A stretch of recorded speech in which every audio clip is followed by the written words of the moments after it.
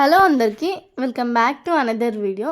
Last వీడియోలో చెప్పా కదా ఊరు వెళ్తున్నా అని. ఇంకా ఆఫ్టర్ 4 hours తర్వాత ఊరికైతే రీచ్ అయిపోయినా. ఊర్లో ఎంటర్ అవ్వంగానే నాకు ఫుల్ భయం స్టార్ట్ అయింది. ఫస్ట్ చెప్పకుండా వస్తున్నా కదా ఎట్లా రియాక్ట్ అవుతారో అని. అసలే నానమ్మ పేషెంట్, ఇంకా సీరియస్గా తీసుకుంటుందా నార్మల్గా తీసుకుంటుందా అనేదే ఉండే నాకు. ఇంకా నేను ఇంటికి వచ్చేసరికి అయితే తను లేదు, లాక్ వేసి ఉండే. ఇంకొకసారి అనుకున్నా అసలు చెప్పేది ఉండేనేమో, చెప్పకుండా వచ్చేసరికి ఎక్కడికైనా వెళ్ళిందా ఏంటి అని.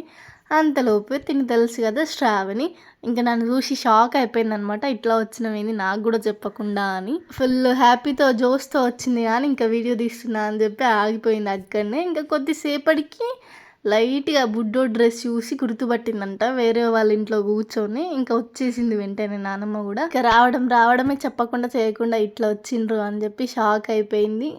బుడ్డోని తీసుకోవడానికి వచ్చింది కానీ అస్సలు పడుగు పోలేదు.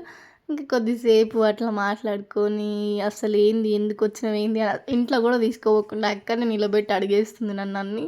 ఏం లేదు నేను ఊరికైనా వచ్చాను చూద్దామని అంటే బాగానే వచ్చిర్రు అట్లా ఇట్లా అని చెప్పి ఇంకా అప్పటికప్పుడు రైస్ కర్రీ చేసి అన్నదనమాట. చెప్తే నేను వచ్చేవరకే మీరు వండి పెడుతుంటే మీరు చెప్పకుండా వచ్చిర్రు, ఇంకా ఆకలితో ఉండొచ్చు అని. అప్పటికే 5 అయింది నేను వెళ్ళేసరికి. నేను తినేసి బుడ్డోడికి తినిపించేసరికి ఈవినింగ్ అయిపోయింది. ఇంకా ఈవినింగ్ అందరం బయట కూర్చొని మాట్లాడుకుంటా అట్లా టైం స్పెండ్ చేసినాము. వీళ్ళిద్దరేమో కొట్లాడుతూ ఉన్నారు, ఇంకా వాళ్ళ కొట్లాట చూసుకుంటూ అట్లా కూర్చుండిపోయినాము. సో ఇట్లా సడన్ సర్ప్రైజ్గా వచ్చినా కూడా నేను హ్యాపీ, నానమ్మ హ్యాపీ, ఇంకా వీళ్ళు కూడా హ్యాపీ.